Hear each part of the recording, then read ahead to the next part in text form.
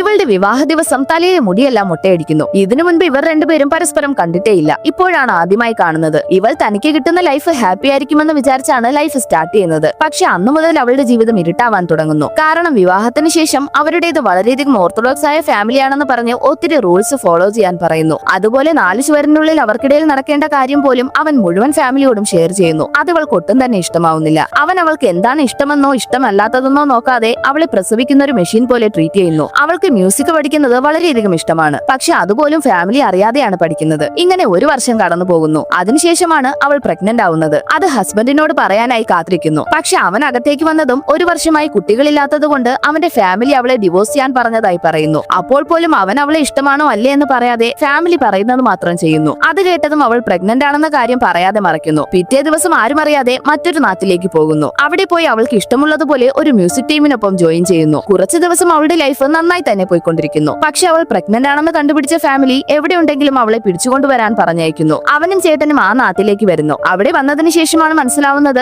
ഇവനെ എന്തൊക്കെ ചെയ്യരുതെന്ന് പറഞ്ഞാണോ വളർത്തിയത് അതെല്ലാം അവന്റെ ചേട്ടൻ ചെയ്യുന്നു. ചീട്ട് കളിക്കുന്നത് മുതൽ പബ്ബിൽ പോകുന്നത് വരെ ചെയ്യുന്നു. അപ്പോഴാണ് തന്റെ ഫാമിലിക്ക് വേണ്ടി വൈഫിനോട് പെരുമാറിയത് വലിയ തെറ്റാണെന്ന് അവന് മനസ്സിലാവുന്നത്. അവസാനം ഒരു വിധത്തിൽ അവൻ അവിടെ തന്റെ വൈഫിനെ കണ്ടെത്തുന്നു. അവൾ എല്ലാവരുടെയും മുന്നിൽ സ്റ്റേജിൽ പെർഫോം ചെയ്യുന്നത് കണ്ടവൻ മനസ്സുമാറി അവളോട് മാപ്പ് പറഞ്ഞ് ഒന്നിക്കാമെന്ന് പറയുന്നു. പക്ഷെ അവൾ വീണ്ടും ആ ലൈഫിലേക്ക് പോകാൻ താല്പര്യമില്ലാത്തത് കൊണ്ട് അവനെ ഉപേക്ഷിച്ചു പോകുന്നു.